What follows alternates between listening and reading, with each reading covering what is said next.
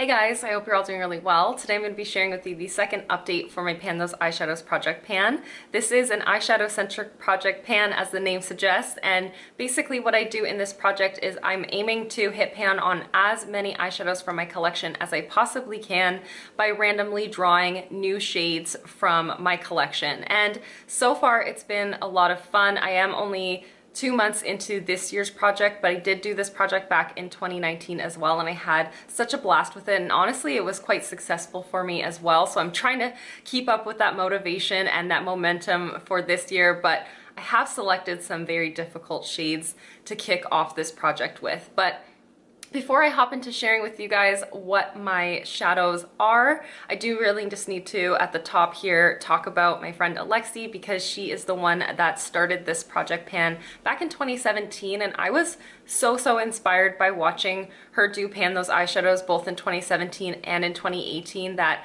of course I had to do it for myself. I say this in every single one of these videos because she is just so creative when it comes to panning projects and eyeshadow looks, so of course I was so inspired by her, and I'm so grateful that she started this project because now it's kind of blown up in this crazy amazing way, and it's so cool seeing my YouTube feed filled with Pan Those Eyeshadows videos every month, all because of Alexi. But definitely head on over and check out her channel if you haven't already. I highly suggest that you do, and otherwise we're gonna hop right into all my progress. The first eyeshadow comes from this palette right here. This is the Blush Tribe Blossom palette, which is an all mattes colorful eyeshadow palette, and the shadow that I selected from here is this one right on the top called Carnation. As you can hopefully see from that distance, I did manage to hit pan on it actually just yesterday. There's a tiny little glimmer of pan right in the center of this pan, which is so exciting.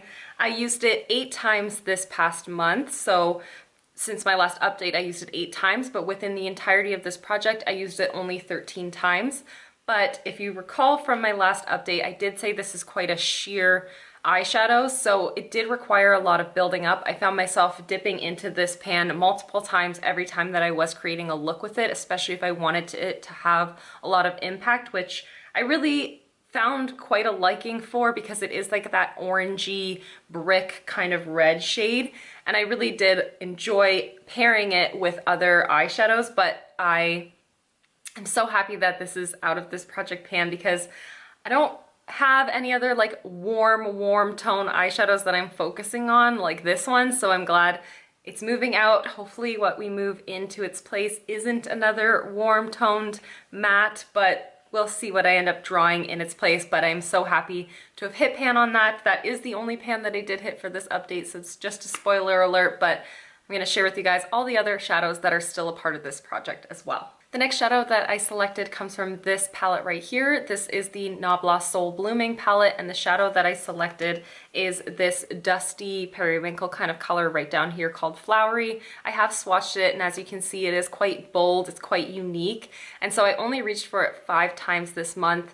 As you can see, I have not yet hit pan on it. There is a dip beginning to form for sure, and so far I've actually used it 11 times throughout the project pan, so I'm feeling really happy about my usage on this.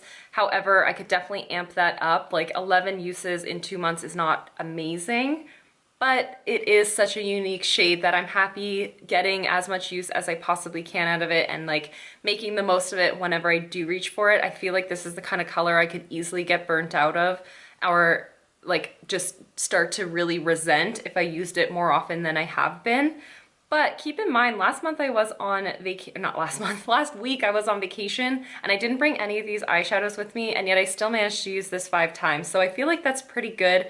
3 weeks out of 4 weeks, I still used an eyeshadow 5 times, especially a shadow that's this colorful. So I'm happy with my momentum. As for this palette, as well as all the other palettes, if next month I have used any of the shadows 15 times and I feel like there's something I just don't want to pan or I'm not capable of realistically hitting pan on, then I will be able to roll them out at that time. So I really only have 4 more uses on this to then make a decision if I want to keep it in the project or not. So far, I am feeling like it's something I want to keep in this project because it is really beautiful, and I really have been enjoying just playing with all of these colors. These are just so absolutely stunning. So far, my inclination is to keep it in the project, but next month I will let you know. If I haven't yet hit pan on it after those 4 uses, then I'll let you know what I'm feeling, especially for a couple other shadows that are a part of this project as well. My next shadow comes from this massive palette. This is the ABH Norvina Volume 1 palette.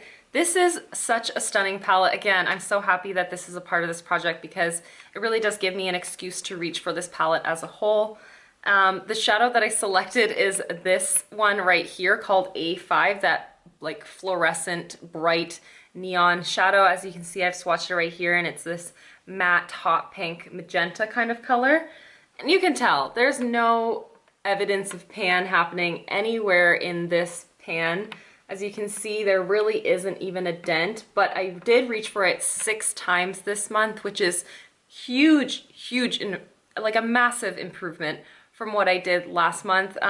In my first update, I had only used this twice, so now I'm up to 8 uses in this eyeshadow, and yet it still really doesn't look all that touched. When I was going in to swatch it, I could kind of feel the slightest little dip in the center of the pan there, but from visually looking at it, yeah, there's not really anything that impactful. So if I can use it 7 more times next month, that would be great, because this is one of the shadows I think I would like to roll out of this project, but we shall see. It has been fun to experiment with it. It just is something that I really can't use as an every single day kind of eyeshadow. But yesterday I did a look that I really loved with this shadow in particular, and Carnation. I had both of those in my eye look yesterday, and I'll put it on the screen here. I have a Clionadh single in the shade, I believe it's called Prophecy. It's like a rose pinky coral with a gold shift, and those shadows just all paired so well together. So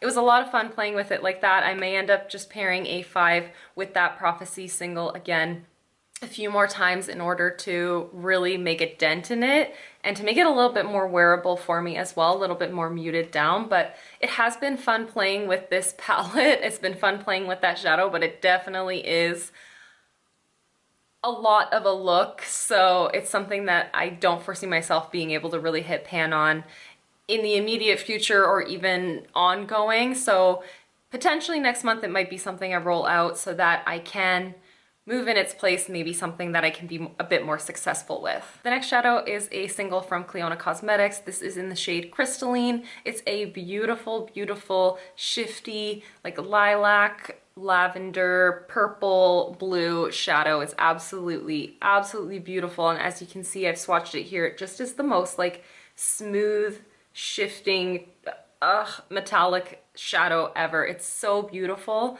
but I only used it once this month, which is so unfortunate. So clearly there is no change in the way that the shadow looks at all since last month with 1 use. I couldn't expect any different, but I am happy it's a part of this project. It's reminding me to reach for my singles just in general. I do have a selection of singles separated into this palette, and I keep it with all of my Pan Those Eyeshadows palettes all together.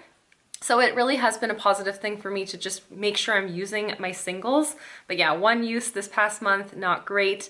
As a total for this entire project so far, I'm only up to 5 uses, which is just, I'm slacking pretty hard on it. But I am also fearful I'm gonna get a little bit burnt out by this shadow, so I'm really trying to not overly push myself. But this next month, I think I will have to just amp up my usage to really get myself to a point where I'm seeing a definitive dip and a little bit more progress happening on this. And the last shadow that's currently a part of this project comes from the like frequent flyer of Pan Those Eyeshadows for me. This is the Urban Decay Born to Run palette.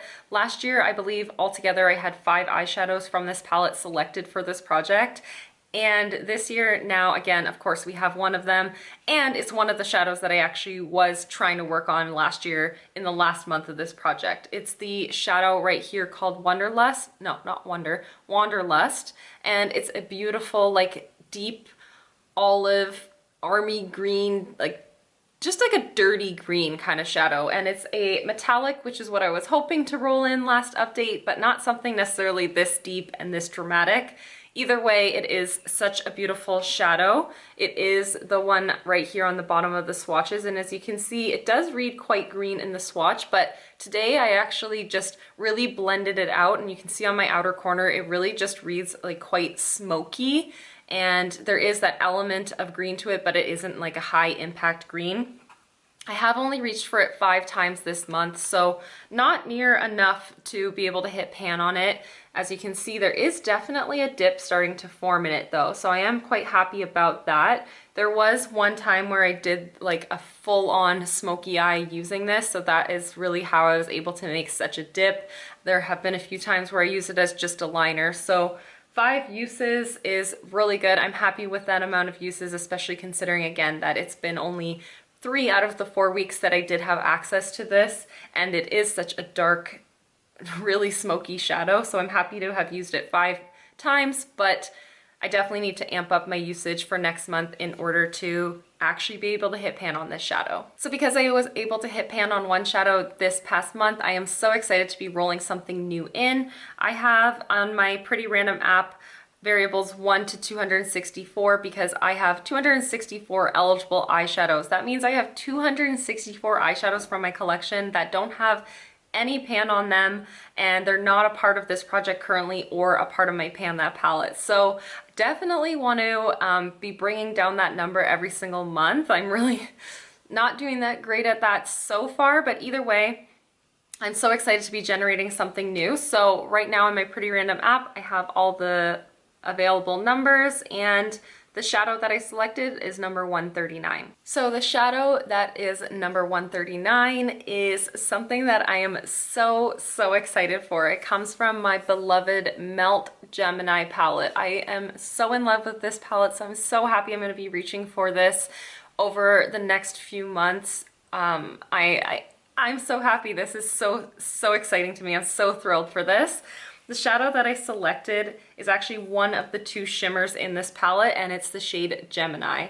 It is this beautiful, beautiful warm glitter shade. It definitely isn't the most hard pressed glitter, so it's something I'm gonna have to use a glitter glue with to get some use out of it. As you can see, it doesn't look as impactful in the swatch as it does look in the actual palette, but I know I can make this work. I've played with this shadow a handful of times, and it is quite beautiful on the lid. It is very chunky, but not in a bad way, just like in a very, I guess, impactful way is what I want to say. Like, it's just so dramatic and so loud in the best way possible. So I'm really excited to be playing with this.